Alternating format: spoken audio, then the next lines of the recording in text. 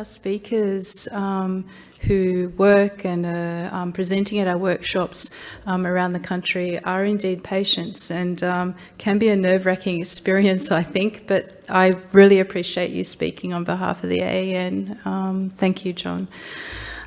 So up next is Dr. Matthew Rubic. He is a wonderful advanced trainee in haematology, who works at the Westmead Amyloidosis Clinic. And I'll bring him up here to tell you, or to give the basics for those who need to go over the basics again, on what is amyloidosis. Thank you, Matthew.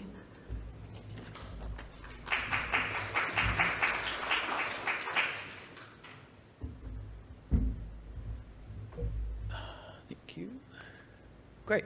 Thank you, Fiona. Fiona's a wonderful consultant at Westmead and a bit of an idol of mine in terms of someone who has carved out a really cool niche career in clinical haematology. So she's a pretty impressive lady.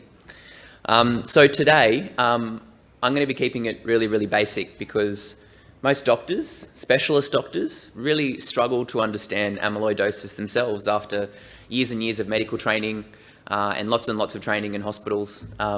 And so to expect patients to understand what amyloidosis is a tall order. And so today we'll be unpacking these three questions over about 10 minutes. What is amyloidosis at its most basic sense? What are some of the types of amyloidosis, and you know, what are the major ones we see in Australia? And finally, what are some of the common patient experiences that unfold on the amyloidosis journey? So question one, what is amyloidosis? And amyloidosis is all about proteins. And when we think about protein, we think about, steak, salmon, fish, legumes, the things we eat that are a source of protein.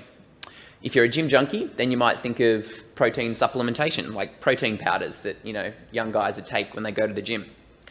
But when I talk about protein, I'm talking about the molecules, the little elements that make up almost every structure in our human body. And that's what a protein is at its most basic sense. And amyloidosis is simply a disease of that protein, where the proteins made by your body form little clumps. And those little clumps, because we're doctors, we like to use fancy words that actually don't have any real meaning, but these clumps of amyloidosis are called fibrils. Now that word's not important in itself, but it's good for you guys to know that word, because you'll hear amyloid doctors throw it around all the time. So proteins accumulate into fibrils, and then fibrils get deposited in various parts of your body to cause problems. And that is amyloidosis at its core. It's that simple. It's proteins forming fibrils that then get deposited in various organs of your body, leading to disease. And that's it. Now, this table that I want to spend 1 second on is a list of all the various proteins that can manifest in amyloidosis. I don't want you to ever look at that table again, because most doctors find this table a little bit confronting and confusing. And all you need to know is that over 40 proteins can cause amyloidosis. And I want you to keep this little flowchart in mind. There are different causes with different proteins, leading to different deposits in various parts of the bodies, leading to different types of diseases. And that word difference really highlights the plurality and the variety of this disease that we call amyloidosis. And so hopefully that flowchart helps unpack that for you. So, question 2 of the 3 questions today. What are the various subtypes of amyloidosis? And I think in the world, in Australia, of course, there are 2 main types of amyloidosis. There is ATTR amyloidosis, which is probably now the most common type of amyloidosis. And within ATTR, there is, as you know, wild type and hereditary. And the protein, coming back to protein again, in ATTR is a protein called TTR, which very simply carries vitamins and hormones around the body. The second one is AL amyloidosis, the second most common. And that's where the protein is a light chain, which is a part of your immunology system and fights off diseases and infections. And that's the protein that causes trouble in AL amyloidosis. And finally, the far column on the right, there are 37 other types of amyloidosis that we're not going to talk about today, but just to include those to make sure that everyone understands that it's a big spectrum of diseases. And this just highlights that you can have AL amyloid and ATTR amyloid, but they both lead to a similar problem, that being protein deposition in organs of your body. So let's spend a minute talking about AL amyloidosis to a little bit greater extent, and this video summarises it quite nicely. Amyloidosis is caused by the misfolding of light chain proteins, which accumulate and deposit as amyloid in various tissues and organs throughout the body. Light chain proteins are components of antibodies.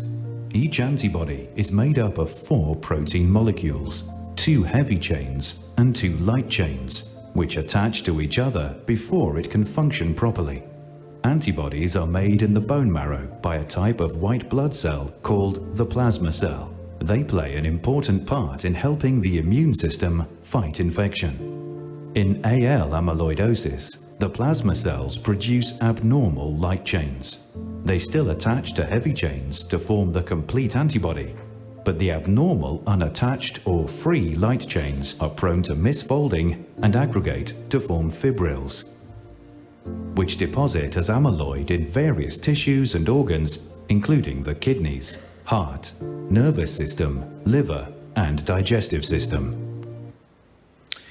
So to summarise, that's the protein that causes AL amyloid, the light chain immunoglobulin. It's made in your bone marrow, which is in your long bones and your pelvic bones in your body, and it's deposited in the heart, the kidney, the liver, nerves, and the gut. So that's AL in a summary. You can see here that this graph demonstrates that AL amyloid can deposit in lots of organs, most commonly the heart, followed by the kidney, followed by nerves, livers, and the GI tract. And I think that graph shows the kind of variety of organ experiences that AL patients can have. Symptoms can include swelling of your ankles and legs, fatigue, weakness, shortness of breath, numbness, tingling, diarrhea, weight loss, or skin changes. So a whole kind of plethora of symptoms that you can experience when being diagnosed with AL. And finally, about AL, it's important to note that AL amyloidosis is not a form of cancer. Yet, AL amyloidosis is very closely associated with multiple myeloma, which is a type of blood cancer. And those two disorders exist side by side, but are distinct disease entities. Finally, onto ATTR amyloidosis, and again, another quick minute video. ATTR amyloidosis is caused by the misfolding of a protein called transthyretin, or TTR, which aggregates and deposits as amyloid in various tissues and organs. TTR is mostly made in the liver. Once released into the bloodstream, its role is to transport vitamin A and the hormone thyroxine around the body. In order to do so, 4 individual TTR proteins must be attached to each other to form a 4-unit complex before it can carry vitamin A or thyroxine. In ATTR amyloidosis, the 4-unit complex is made up in the normal way, but is unstable and prone to breaking up. In some cases, this is a result of inheriting a mutation in the TTR gene, which gives rise to TTR proteins that don't fit well together. This is known as hereditary ATTR amyloidosis.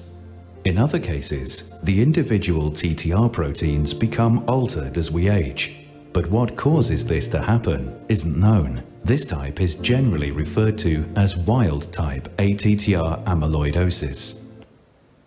So the summary slide again, that's the protein on the left. It looks a bit different to the light chain proteins that get deposited.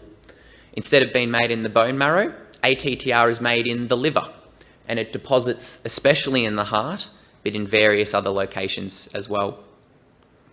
We've spoken about hereditary versus wild type, so age-related versus genetic ATTR. And the symptoms can be quite similar to AL amyloidosis, but with a more of an emphasis on symptoms relating to your heart. And finally, you can see that we think that ATTR is really like the medical iceberg, in that it's probably much, much more common than what we think. And in a study performed in Finland, where they did autopsies on a particularly significant cross-section of their society, up to a quarter of people at the age of 85 when they passed away had evidence of amyloidosis. So that would be a huge population group. So to finish today, I want to step back and bring it back to this final question of what are the common patient experiences with amyloidosis? And there are three emotions I think are pretty common to the experience. One is confusion. You can see here that it can take months or even years to come to a diagnosis of amyloidosis, which can be scary and confronting. You can visit 1, 2, 3, 4, 10 physicians or specialist doctors before you get your diagnosis. And often you'll see a wonderful hematologist like Dr. Kwok over here to clinch that final kind of diagnosis. But this page shows that the journey is long and it can be scary. And so this leads to emotion 2 out of 3, which is being overwhelmed. And this is obviously grounded in the extensive investigation journey that you've all gone through to come to a diagnosis of amyloid, whether that be blood tests, scans, biopsies, and indeed genetic tests to definitively prove which type of amyloid you have. You know, you can get your ultrasound of your heart, which is the one up here, which looks like this. You can get the cardiac MRI, which is the really loud one. You can get the nuclear medicine scan. And of course, the biopsies that definitively prove the type of amyloid that you have. And so for me, this is what I see when I think about amyloid, but this is what you guys see and what you experience. And translating and connecting those two experiences between what we see as doctors and what patient sees is vitally important.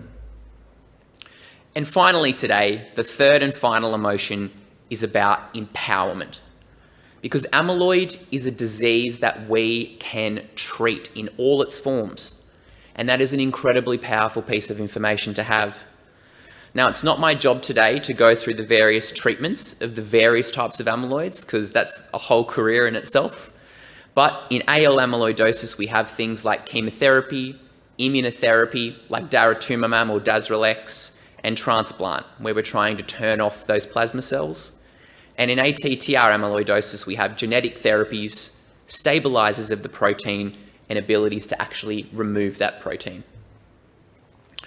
So to go to my last slide today, it's about holistic care in amyloid. It's about symptom management, it's about quality of life, and it's about education and empowerment. Thank you very much.